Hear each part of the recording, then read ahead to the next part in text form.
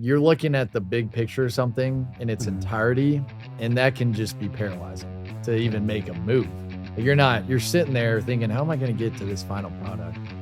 And then it hinders you from doing anything. Hello, everyone, and welcome to another episode of the Startup Junkies podcast. I'm Harrison Kitson. I'm here with my co-host and new member of the Startup Junkies team, Chris Adams. Hi, glad to be here, guys.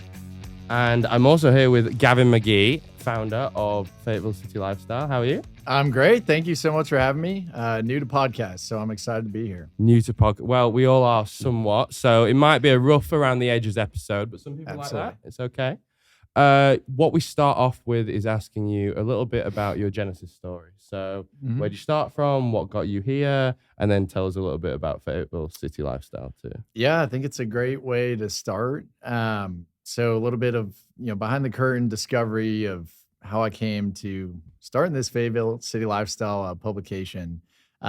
Just full circle. I mean, I have no experience in publishing, writing, journalism, or photography. So how do I happen upon starting this publication here? I'm originally from Kansas City.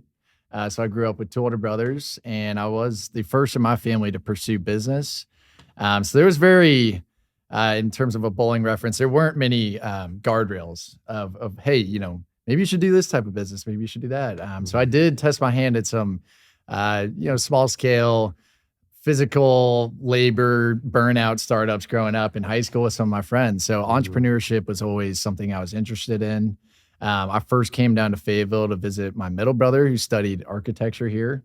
And I just fell in love with Fayetteville right off the bat. I mean, it's a very special place. It's got that small town charm and that feel, and it brings the right type of people in intentionally. So I knew that was somewhere I wanted to go to university days as well. So I did attend the university from 2016 to 2020, and I studied finance because I didn't know what I wanted to pursue. And entrepreneurship was at the back of my mind. And I think that's what led me to finance, thinking, all right, you need to know the numbers are working around a business. So pursued corporate investments at the university, loved my time at Arkansas. Since, graduating in 2020, that was the COVID year. So, things were changing in the landscape of the job market. I didn't know what I wanted to do yet, though. So I think I've always had that entrepreneurial spirit, but wanting to do too many things. So I needed to, buy myself a little bit of time, let the job market normalize. And so I picked out an MBA program and furthered my education. And that program was actually in Italy for a full year. Oh, wow. Incredible experience there. Yeah. Very fortunate for that opportunity to be able to attend that program there for 1 year. Whereabouts in Italy? So we were in northeastern, an hour north of Venice. Okay. So not a bad place to be. Not a bad place to be. Yeah. Near the Dolomites, actually, is about 2 hours from Cortina, where the 2026 Olympics are going to be. So beautiful town up there. But this wasn't a study abroad where you think you're in Milan or Rome or Florence and you're, 10% of your time's in the books. We're in a very small agricultural town.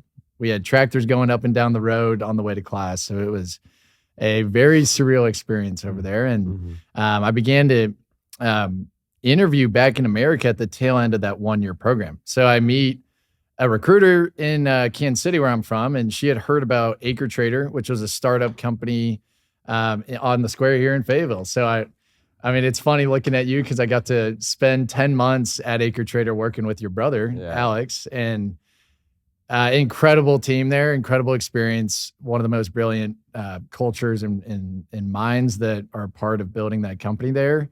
And it was just the steepest learning curve I've been a part of. So it was definitely felt like I was treading water, but it was the right place to be in, to always feel like you're the least intelligent person in a room. That's just going to sharpen you right off the bat. So that was my short stint in, I guess, what you'd call a corporate job. And it was closer to entrepreneurship, being in a startup company, but I was there from August 2022 to May of 2023. Had unfortunate layoffs, and that's part of being in a startup. And I honestly appreciated the whole life cycle of being there, seeing the growth, and then seeing how we need to adapt as well. and was just fortunate to be a part of that team. And leaving Acre Trader, I wanted to stay in Northwest Arkansas. So a big part of my story is getting more involved at my church community and at Fellowship Fayetteville, and figuring out what's my identity in Christ. How does God want to create through me on this earth today? So it was a great launching pad to be able to create and to look at entrepreneurship and to be an owner operator of a business, which I never knew what it would be, what sort of business that I could start. And Fayetteville's full of opportunities. Northwest Arkansas is. So began working on this really August after that layoff, and we were able to launch our first publication in January. And now we're up to April, and we got May coming out next week. So it's really exciting. It's exciting. And what made you specifically want to jump into this kind of a venture as opposed to any other kind? Because you said you've got no background. Did you have an interest in this kind of business before? A specific interest, I can't recall. I mean, I know growing up, I would go to our library at elementary school and I would collect the Sports Illustrated, the Sports Illustrated. I know each issue it would have like a Dwayne Wade poster in the middle of the magazine. And I always would go in and be tearing those out and like having the poster. And then the librarians are like, hey, you can't be doing that anymore. Steal from the library. Exactly. So I think that might have been my first. I've never really thought about my first interactions with a publication, but what led me to it was the opportunity of how we could grow alongside the growth of a market like Fayetteville. So choosing maybe more of a macro trend of this town is growing very rapidly. So I think this is the type of piece that's going to be able to grow alongside the Fayetteville community and to tell stories so people can know the community and in a deeper way. That was enticing. And then when I took the call with City Lifestyle, being a national brand based out of Kansas City, they said they were looking for somebody with marketing experience, ad agency experience. I didn't have any of that, so that was perfect. Yeah. Another obstacle that you purposely went right at. Yeah, so right there. So that's honestly what called me in more. It's, can I pick those skills up? And they said, do you like connecting with business owners? Do you want to use your voice to be out in the community, meeting with these business owners who make impacts in your community? And do you think you could put a team together of writers, photographers that can showcase your town and city that you live in? And that all sounded extremely enticing. So I became business partners with my dad. I borrowed a small amount of capital to purchase the franchise itself to test my hand at entrepreneurship. And I figured, hey, if I fall flat on my face here, I think I'll learn more about the community in the process. And it's a small scale venture to just test my hand at. So that's, I guess, the genesis of the choosing a publication. It was just really serendipitous. And I think God had a lot to do with bringing this opportunity to my plate at the right time when I was just laid off. So. And I think even more so than one of the beautiful things about entrepreneurship, I think, is that you are dipping your hand into so many different pots and you're learning about so many different things. You're becoming not an expert, but you're becoming capable at so many different things as you're going about it. I imagine you even more so than a lot of other entrepreneurs as well. I mean, that's really nice to say. I think you pick up tidbits that you had no idea you were going to get into. And my fiance had to kind of stop me from getting too in the weeds of components of this business, like ad design. Like I have no business designing somebody's advertisement, but I really care about the partners that afford us this opportunity. So if we can help create their message and their artwork in a highly curated way, I was having a fun time doing that, but that was less of a business ownership role that I was building for myself. So I think ad design, getting into the editorial work, looking ahead, that's something that I've been fortunate to find the right people that can write, take photos. They have the right energy and ambition and to plug them into our team. And so I'm just going to let them handle the editorial work. But I think I just want to stay connected with my business partners, which we have 35 today who are advertising in the magazine. We've done an event in February. We're going to do another event in June. So that connectivity of those local business owners is really the super exciting part. Yeah. So tell us a little bit about the content of the magazine. What stories do you specialize in? What's fair game for being included in Fayetteville City Life? Yeah, we do have a our parameters, I guess you could say, is let's find grassroots stories. So, like it's one of my first times on a podcast. Maybe we're all new to this, but most of the people that we're interviewing or covering a story on, it might be their first time being interviewed. So we do want to find local stories.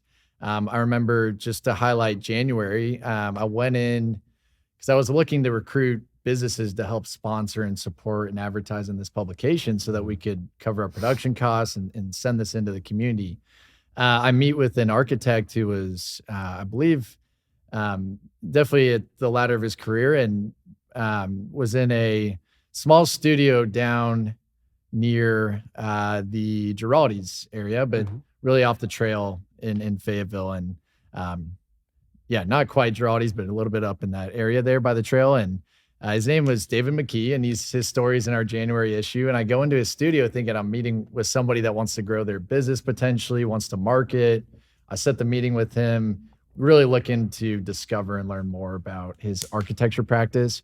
I quickly learned he's, not necessarily looking to grow, but he's really stamped his mark on Fayetteville and his high quality work here.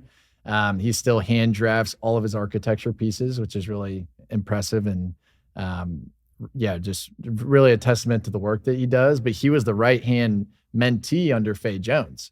And so right off the bat, I just had this paradigm shift of, wow, some of these meetings, they're not as much to find a business that's going to support us, but that's just a story that needs to be told in Fayetteville. And I asked him, I said, hey, have any of your work's been featured in a publication, or has any story been written on you? And he said no.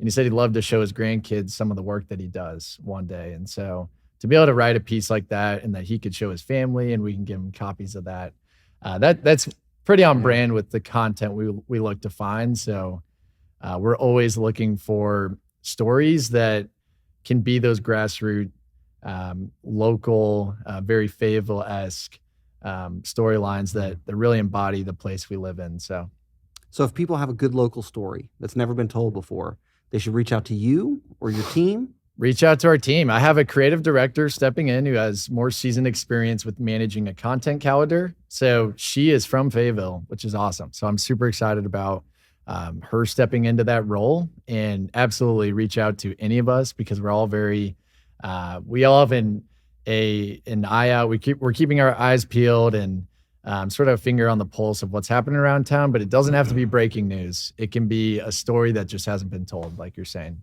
I love it. So then what have you learned about Fayetteville that you didn't know?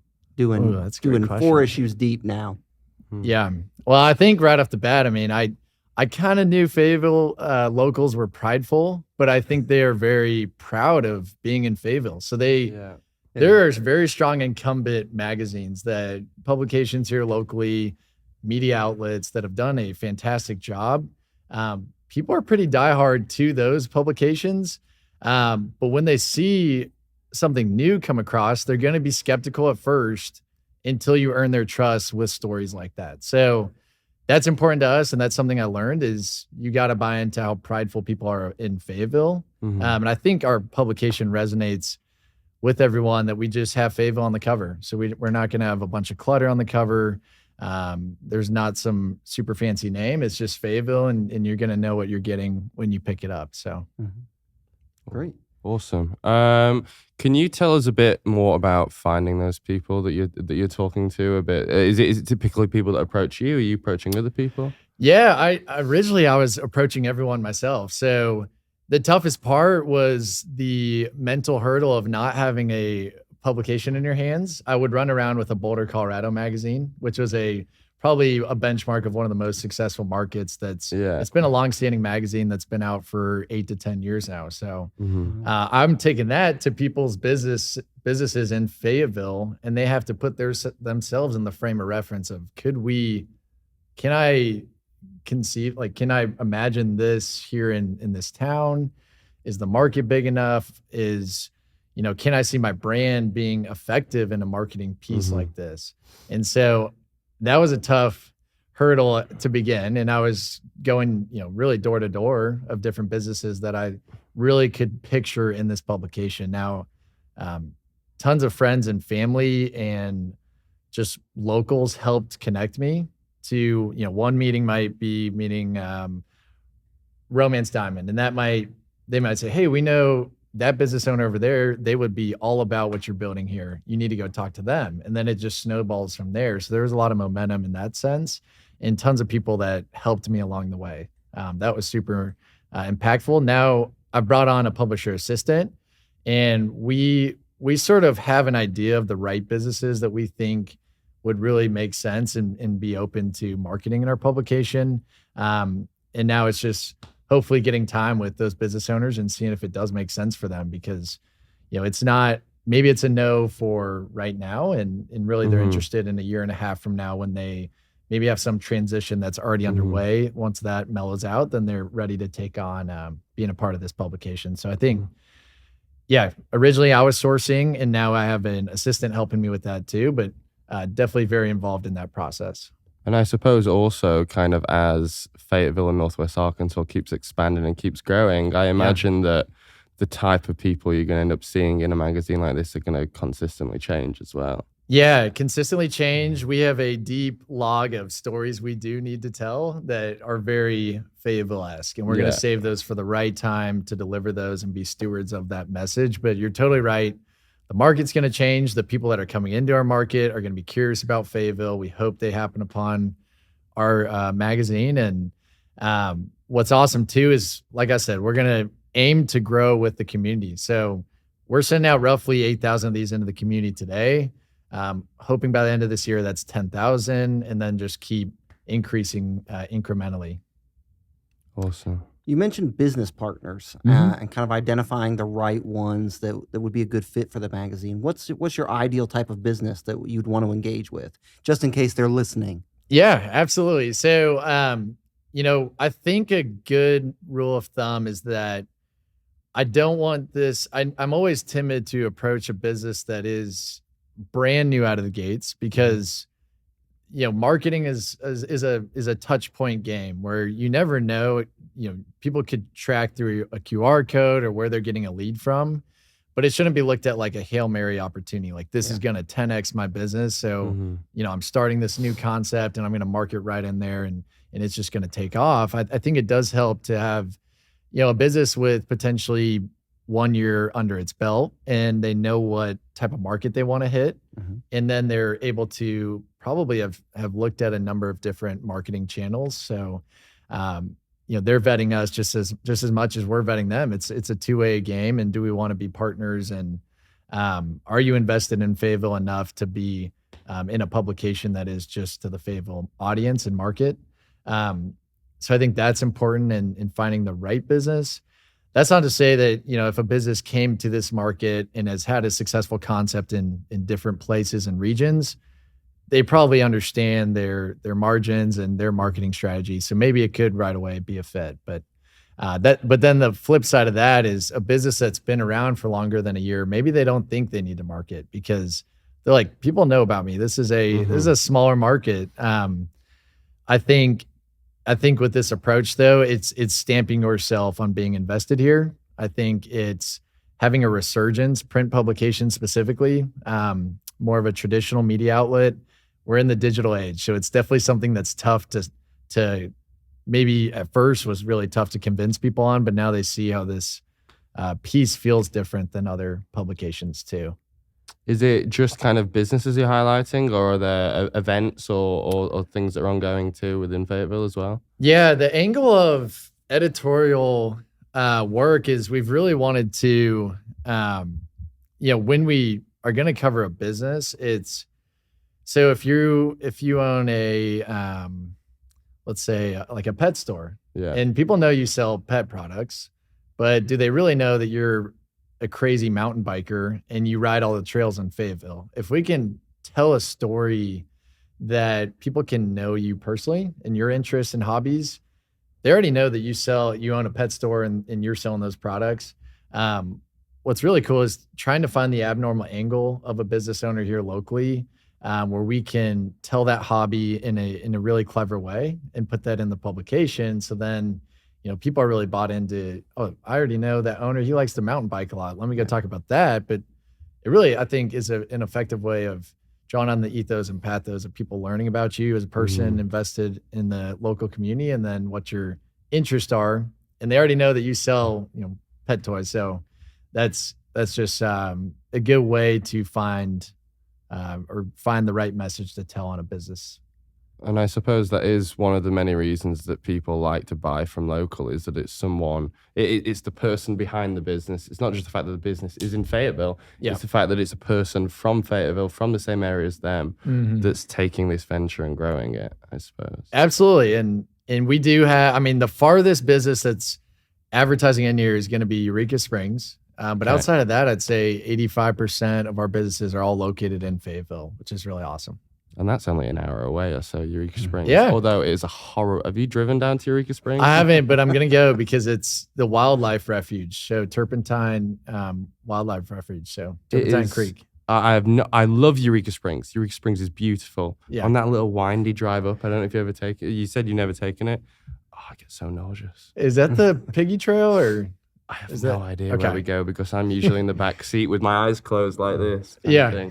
But I suppose we have some audio listeners that couldn't see me, but I did close my eyes with my hands as I did that. Yeah.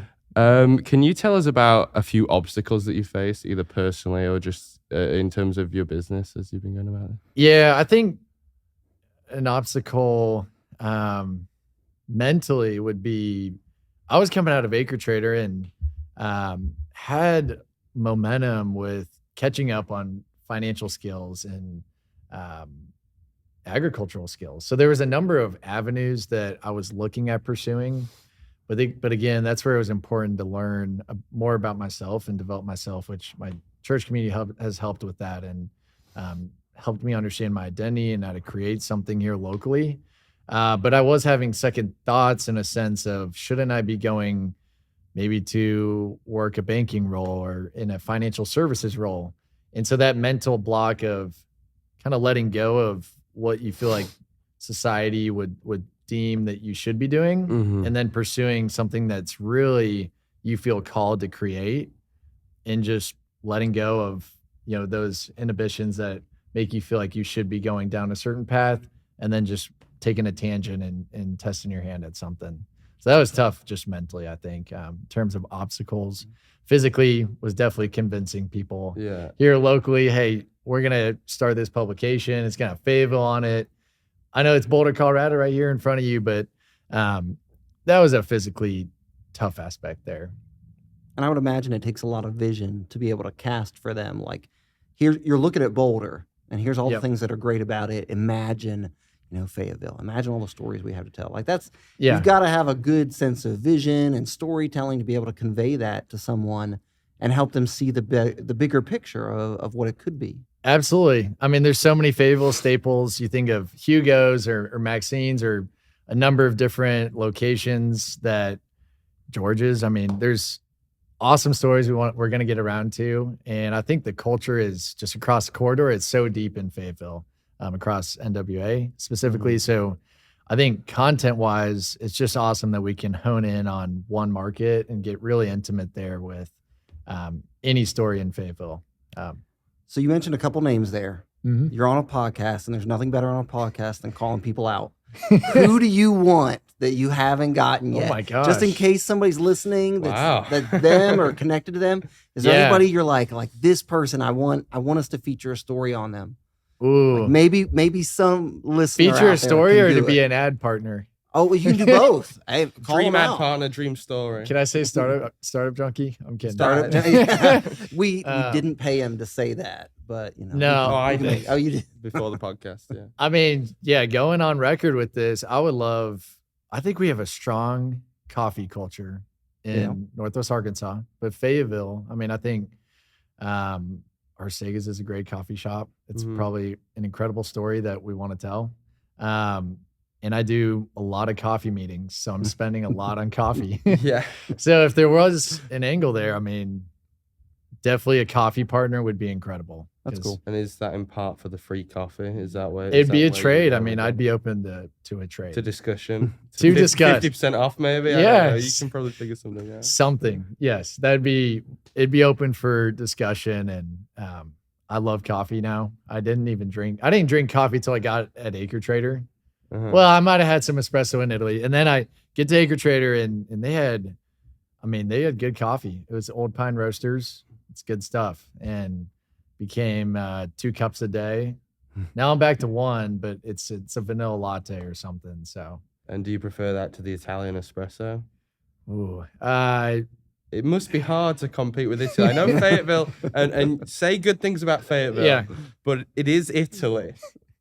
That's true. Fayetteville has great coffee shops. A new one is Dodo Coffee. Okay, try that. It's excellent. Good. It's Pacific Northwest style coffee. And they're popping up little shops, at least for the plan that I've heard. And but we are doing our wedding registry right now, and I'm putting on a espresso machine. But I still want to buy all my grounds here locally. So there you go. It's exciting. I guess continuing the conversation about your dream story. Do you have a dream or a vision of where you see Fayetteville City Lifestyle in 5 or maybe 10 years? I know that's a difficult question. Yeah. Because Fayetteville's changing so much, but where do you see yourself? Yeah. I mean, it'd be awesome to see where I open up that publication. And for one, there's many of the same business partners who are invested from day one as a founding partner. 5 years down the line, they're still marketing with us. That would just be a testament to the fact that we built the right team in place, that we really curated them and managed the product in a great way, and that they were proud to be a part of this. That's something that I would be very proud of 5 years down the road. I would love to see a little bit thicker of a publication. Okay. This could almost blow away in the wind right now.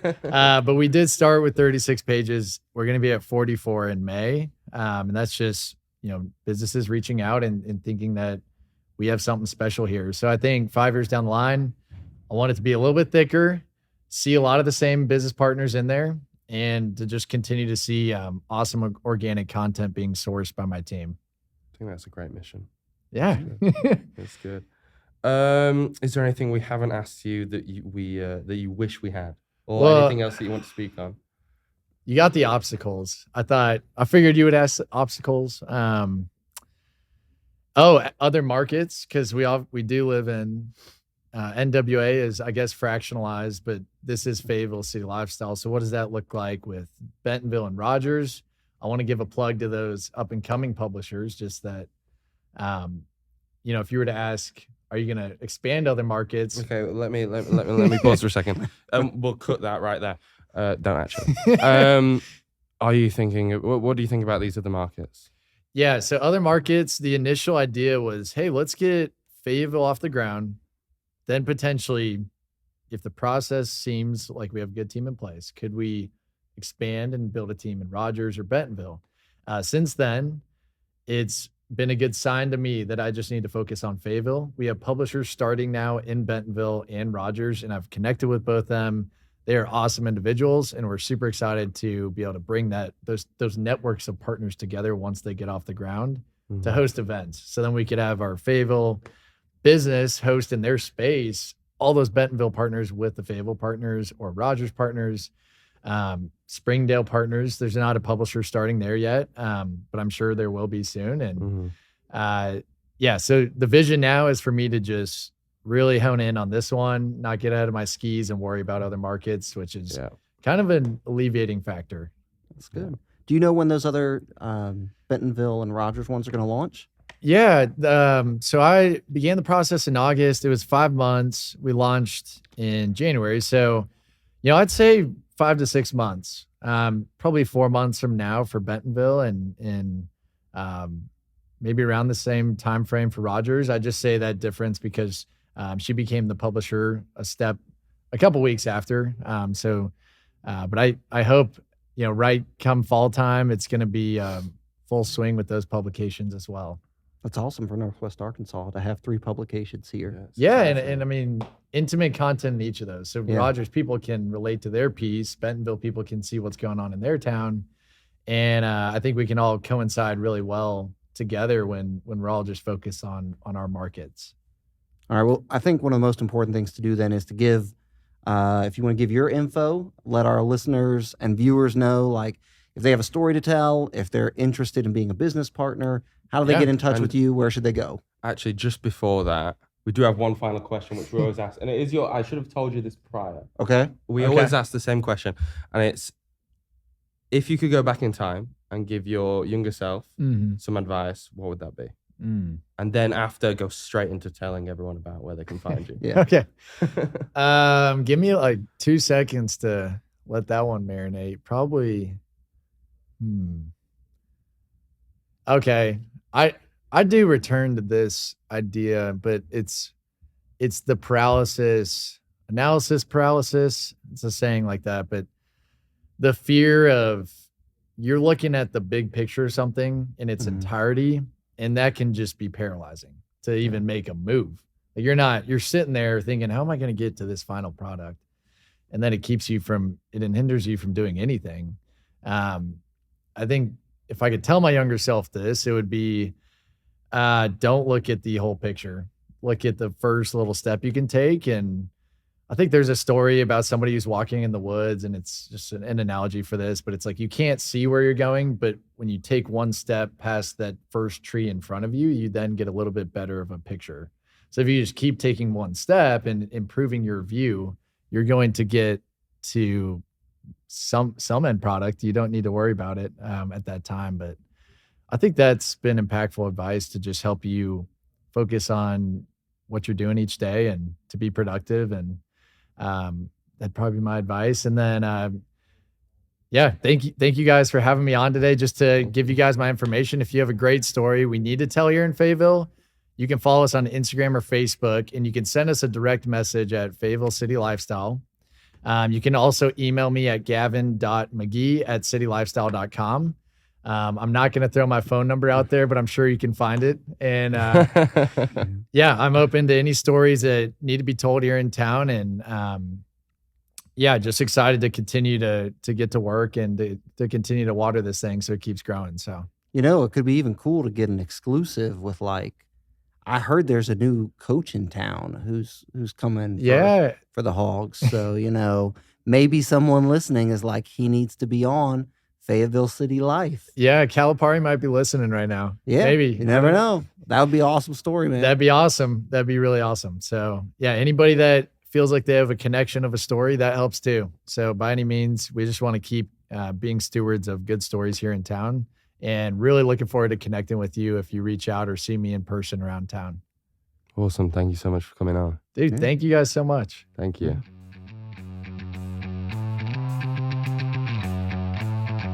Ecosystem builders, entrepreneurs, chambers of commerce, mayors, if you're interested in taking your economic future into your own hands, we've got a book that can help you. Creating Startup Junkies, Building Sustainable Venture Ecosystems in Unexpected Places is the guide. It's a little bit inspiration.